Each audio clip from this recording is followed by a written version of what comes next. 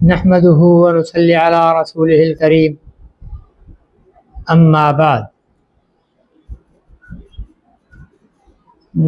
سامعین اکرام، تاریخ ختم نبوت 1934 تا 1953 قسط نمبر 17 سماعت فرمائیں۔ دوسری ملاقات۔ پہلی ملاقات میں سردار صاحب نے مجھے بحیثیت ملزم بلایا تھا، گو ان کا سلوک شریفانہ تھا۔ دوسری بار میں خود حاضر ہوا اور مرزائی افسر کے خودکشی کا ذکر ہوا تو سردار صاحب نے الفلاح کا وہ پرچہ جسے میں اپنے ہمراہ لے گیا تھا ملاحظہ فرمایا، جس میں اس واقعہ کی خبر درج تھی۔ چنانچہ انہوں نے پشاور سے اخبار منگوا کر شاید اپنے پاس کسی مثل میں رکھا یا اسے اوپر بھیج دیا۔ بہرحال اس واقعے کی اطلاع پا کر سردار صاحب کو مرزائیوں کی ریشہ دوانیوں کے بارے میں کھٹک ضرور پیدا ہوئی تھی۔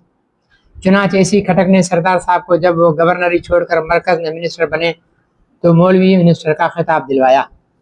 فرقان بٹالین ربوہ یعنی چناب نگر مرزائیوں کا قلعہ بن گیا۔ پہاڑیوں کے دامن میں دربار کے کنارے پر پل سے اس پار چنیوڑ سے بالکل قریب بہت بڑا خطہ زمین مرزائیوں کو جب تقریباً اللہ کے نام پر دستیاب ہو گیا تو مرزا محمود نے خود قادیان سے زیادہ محفوظ اور زیادہ طاقتور اور زیادہ باوقار محسوس کیا۔ جیسا کہ میں پہلے عرض کر چکا ہوں، مرزا صاحب اعلیٰ درجے کے اسکیم ساز ہیں۔ انہیں اس قلعے میں محفوظ بیٹھ کر سلطنت کے خواب آنے لگے۔ خواب کیا، وہ جاگتے ہوئے اپنی آنکھوں سے اپنی اسکیموں کو کامیاب بناتے ہوئے دیکھنے لگے۔ ربے میں مرزائی نوجوانوں کو فوجی ٹریننگ دینے لگے، فوج میں اپنے آدمیوں کو داخل کرنے لگے۔ میں یہاں کسی تفصیل میں نہیں جاؤں گا، مجھے صرف ایک واقعہ عرض کرنا ہے۔ کشمیر میں گڑبڑ کے بعد مرزا محمود نے اپنی انفرادیت قائم رکھنے اور انفرادیت سے فائدہ اٹھانے کے لیے مرزائی نوجوانوں کی فرقان بٹالین فوجی محاذ پر پہنچا دی۔ ادھر الفضل نے فرقان بٹالین کا پروپیگنڈا کیا، ادھر احرار نے خطرے کا الارم کیا، حکومت اور عوام کو خبردار کیا کہ دیکھو مرزا محمود کس طرح فوج کو متاثر کر رہا ہے۔ پروپیگنڈا اس قدر تیز ہوا کہ احرار رہنماؤں نے پشاور سے لے کر کراچی تک کے ڈانڈے ملا دیے۔ مجبور ہو کر انگریز کمانڈر ان چیف کو فرقان بٹالین توڑنا پڑی، مگر یہ مرزائی بٹالین اب تک یہ ثابت نہ کر سکی کہ وہ سرکاری رائفلیں کہاں ہیں جو انہیں بٹالین میں استعمال کرنے کے لیے دی گئی تھی۔ ان رائفلوں کے بارے میں 6 میں گویاں ہوئیں، مگر اس وقت کی حکومت ان اعتراضات کو ٹھنڈا شربت سمجھ کر پی گئی۔ بٹالین ربے یعنی چناب نگر واپس آئی تو اس کا استقبال ہوا اور اس کے بعد ربے یعنی چناب نگر کی پہاڑیوں کی اوٹ میں فوجی پریڈ ہونے لگی۔ ان پریڈوں کے اثرات کا یہ نتیجہ ہوا کہ مرزا محمود صاحب کو بڑے مزیدار خواب آنے لگے۔ فوجی رائفلیں تو خیر فوجی ہوتی ہیں، امت مرزائیہ کے پاس لائسنس کا اسلحہ بھی نہیں، اسلحہ بھی کافی ہے۔ لائسنس کے اسلحہ کے لیے چونکہ کارتوس کی تعداد مقرر ہے، اس لیے ان سے گزارا نہیں چلتا، خصوصاً اس صورت میں جب بٹالین بازی اور فوجی تیاریوں کا شوق حد سے بڑھ جائے تو گنتی کے کارتوس کارتوس کام نہیں دیتے۔ ربے میں کسی مسلمان کو بلا اجازت داخل ہونے کی ممانعت ہے۔ موصوف نے یہ مسودہ 1958 میں تحریر فرمایا۔ اب اللہ رب العزت کا فضل ہے کہ عالمی مجلس تحفظ ختم نبوت پاکستان کی طرف سے قائم کردہ آل پارٹیز مجلس عمل تحفظ ختم نبوت پاکستان میں شامل تمام مکاتب فکر کی کاوشوں سے 1974 کی تاریخ ختم نبوت کی کامیابی کے بعد عالمی مجلس کی مساجد و مدارس دفاتر وہاں قائم ہیں۔ ہر سال اکتوبر میں عالمی مجلس کے زیر اہتمام آل پاکستان ختم نبوت کانفرنس بڑی شان و شوکت سے منعقد ہوتی ہے۔ ربا کی کمیٹی اور دیگر تمام محکموں کا سرکاری عملہ مسلمان ہے۔ اب وہ دن گئے جب خلیل خان فاختہ اڑایا کرتے تھے۔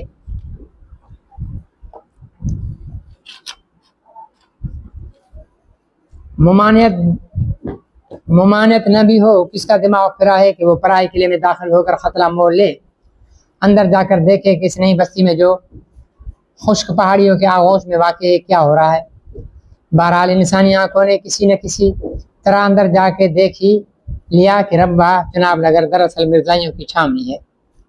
کارتوس تو ختم ہوئے، مرزائیوں کو دیسی ہتھ کنڈوں کی سوجی کارتوس بنانے کی مشینیں عام طور پر دستیاب ہو جاتی ہیں، ان کے ہاں بھی وہ مشین ہاتھ لگ گئی۔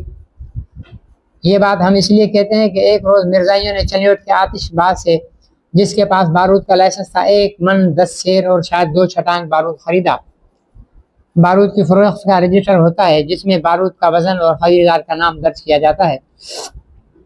آرآر کو پتہ چلا تو انہوں نے کسی نہ کسی طرح رجسٹر کے اندراجات دیکھے اور کسی تفتیش کے سلسلے میں تھانے دار سے بات ہوئی تو معاملہ طول پکڑ گیا۔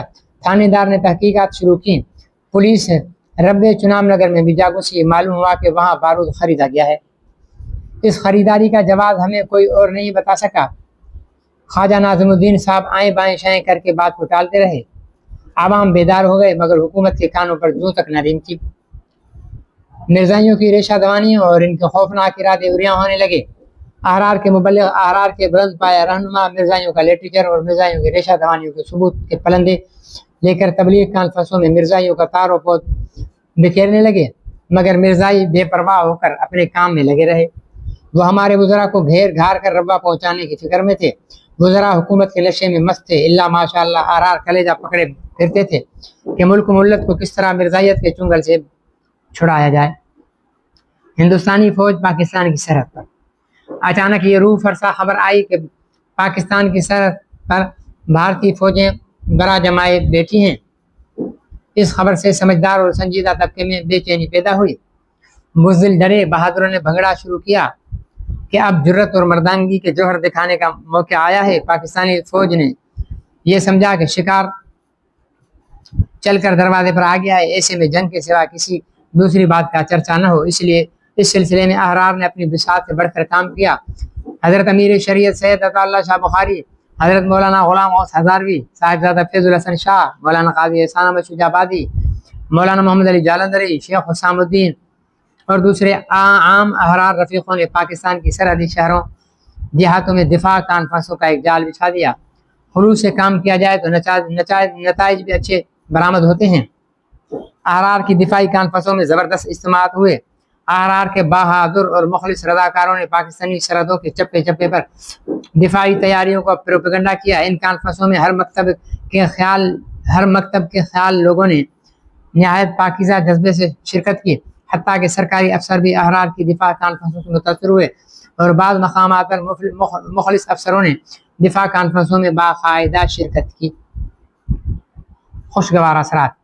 مرزائیوں نے احرار کے خلاف جو زہریلا پروپیگنڈا کر رکھا تھا، جس کے اثرات مسلم لیگ کے کیمپ میں بھی سرایت کر چکے تھے، آہستہ آہستہ کمزور پڑنے لگا، حتیٰ کہ احرار کے مخلصانہ خدمت نے نوابزادہ لیاقت علی خان مرحوم کو رائے بدلنے پر مجبور کر دیا۔ چنانچہ مرحوم نے اپنے خاص ایلچی کے ذریعے تبادلہ خیال کے لیے بھیجا۔ باتیں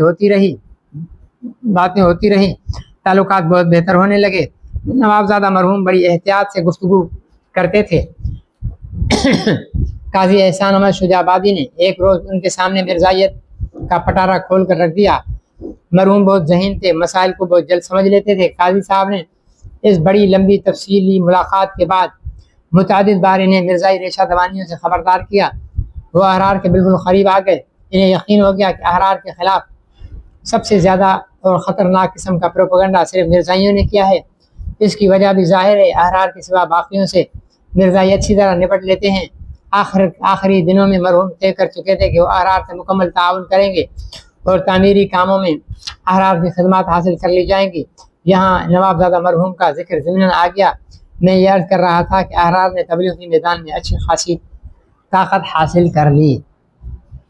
صاحبزادہ فیض الحسن شاہ صاحب، جہاں تک دفاعی کانفرنسوں کے ذریعے عوام کو بیدار اور خبردار کرنے کا تعلق تھا، احرار کے بڑے رہنماؤں سے لے کر آخری رضاکار تک سب نے انتہائی جاں فشانی سے کام کیا۔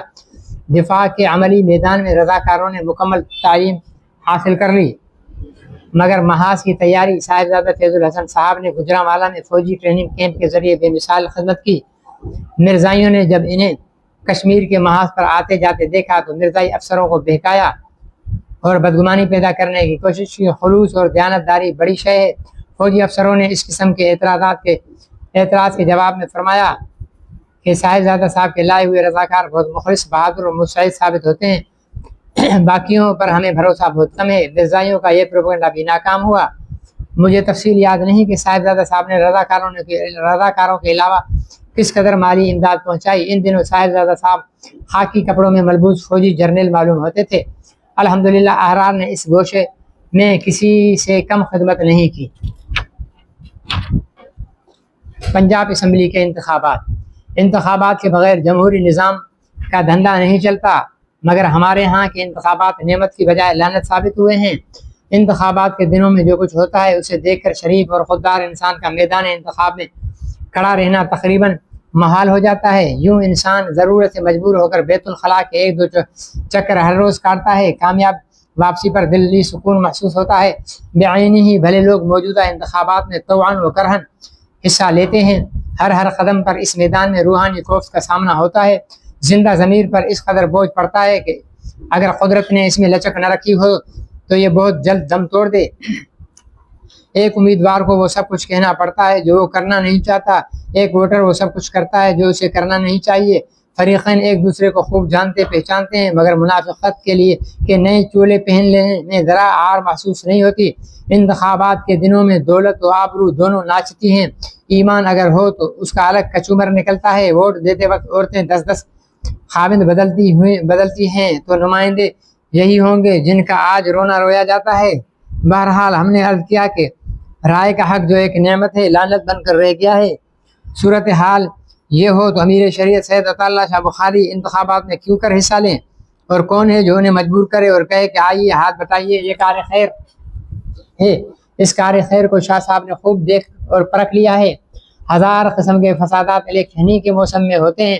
یہی وجہ تھی اور یہی مجبوری تھی جس کے پیش نظر حضرت شاہ صاحب نے مجلس احرار کے رفیقوں کو یہ حکم دیا کہ اس سیاست پر 3 حرف بھیجو، یہ دھندا مسلم لیگ ہی کو چلانے دو، آؤ مل کر دین کی خدمت اور تحفظ ختم نبوت کے میدان میں بنیادی مسئلے کی تبلیغ کریں۔ دنیا ٹھیک ہونے سے رہی، عاقبت کو تو بچائیں۔ بات کہاں سے کہاں جا نکلی؟ یہ عرض کر رہا تھا کہ پنجاب اسمبلی کے انتخابات کا اعلان ہوا۔ امیدوار اچکنوں اور شیروانیوں پر برش پھیرنے لگے، جنہیں خدا نے زیادہ توفیق دے رکھی تھی نئے سوٹ سلوانے لگے۔ مجلس احرار کا واضح اعلان موجود تھا کہ اسے سیاست سے کوئی واسطہ نہیں، مگر انتخابات کے بارے میں ایک شرط تھی کہ مرزائی اگر مسلمانوں کی نمائندگی سے باز رہیں تو پھر ہمارے سیاستدان جانے اور ان کا کام۔ اگر مرزائیوں نے مسلمانوں کے ووٹ پر میدان انتخابات میں قدم رکھا تو احرار تیار کھڑے ہیں، وہ بیچ کھیت مرزائیوں کا مقابلہ کریں گے۔ تجویز میں چونکہ احرار کارکنوں کو ہدایت موجود تھی کہ اگر سیاست میں احرار کا کوئی کارکن حصہ لینا چاہے تو اسے مسلم لیگ کیمپ میں کام کرنا چاہیے۔ اس بنا پر احرار نے انتخابات کے موقع پر مسلم لیگ کو واشگاف الفاظ میں کہہ دیا کہ ہمیں تو الیکشن نہیں لڑنا، ہمارے سیاسی کام کرنے والے مسلم لیگ کا ساتھ دیں گے، بشرطے کہ مسلم لیگ جو مسلمانوں کی نمائندگی کی دعوے دار ہے مرزائیوں کو مسلم لیگ کا ٹکٹ نہ دے۔ احرار کی یہ شرط بڑی وزنی اور جاندار تھی۔ گمان غالب یہی تھا کہ مسلم لیگ مرزائیوں کو ٹکٹ نہ دے گی۔ بحیثیت صدر مجلس احرار پاکستان میں نے مسلم لیگ کے رہنماؤں کو مجلس احرار کی پوزیشن ذہن نشین کرا دی تھی۔ اخبار آزاد میں باقاعدہ اعلان بھی ہوتا رہا کہ دیکھنا مسلم لیگ مسلمانوں کی جماعت ہے، مرزائی غیر مسلم ہیں، مسلم لیگ کا ٹکٹ مرزائی کے ہاتھ میں نہ جانے پائے۔ اگر خدا نخواستہ مسلم لیگ نے کسی مرزائی کو اپنا ٹکٹ دیا تو احرار اس مرزائی مسلم لیگی کی سخت مخالفت کریں گے۔ ایسے مرزائی امیدوار کی مخالف جو بھی مسلمان امیدوار کھڑا ہوگا احرار حتی المقدور اس کی امداد کریں گے۔ امیدوار مسلمان ہونا چاہیے، ختم نبوت پر اس کا صحیح عقیدہ ہو، خواہ وہ کسی جماعت سے متعلق ہو، احرار کا مخالف ہی کیوں نہ ہو، مرزائی امیدوار کے مقابلے میں اس کی امداد کی جائے گی۔ اس واضح اعلان کے بعد اگر پھر بھی مسلم لیگ کے رہنما مغالطے میں رہیں تو احرار کیا کریں؟ قائد ملت لیاقت علی خان مرحوم کی تشریف آوری۔ نوابزادہ مرحوم ہفتہ بھر کے تقاضوں اور سخت انتظار کے بعد لاہور تشریف لائے تو مسلم لیگ کے سوکھے دہانوں میں گویا پانی آ گیا۔ نوابزادہ مرحوم بڑی باوقار شخصیت کے مالک تھے، ان کا اچھا خاصا روب تھا۔ الیکشن بعد خوشامدیوں کے ٹھٹھ لگ گئے، لاٹھیوں سے ناپ تول کر خریدی ہوئی کاروں کی قطاریں سڑکوں پر دور دور تک پھیلی ہوئی تھیں۔ الیکشن کے امیدوار بڑی ٹھاٹ سے تشریف لائے ہوئے تھے۔ غربے کے لاہور میں بڑے بڑے لوگ موجود ہوئے، مخلص مگر غریب مسلم لیگی وہاں بھی دھکے کھا رہے تھے۔ سبھی حضرات امیدوں بھرا تسلی کے ہاتھ سے سنبھالے پھرتے تھے۔ امیدوں بھرا دل تسلی کے ہاتھ سے سنبھالے پھرتے تھے۔ لوگوں نے بڑے پیر کی منتیں بھی مانی ہوگی، ہمیں اب بھی وہ نظارہ نہیں بھولا۔ ایک دوست ہمیں بطور تبرک اپنی موٹر پر بٹھا کر لے گئے تھے۔ بہرحال ٹکٹوں کی تقسیم سے پہلے ہی ہم نے نوابزادہ مرحوم کے معتمد علیہ کی معرفت پیغام بھیجا کہ ہماری گزارشات نہ بھولیے گا۔ دیکھنا مسلم لیگ کا ٹکٹ مرزائی کو نہ دیجیے گا، مرزائیوں کو الیکشن کے لیے کھلا چھوڑ دیجیے، ہم ان سے نمٹ لیں گے۔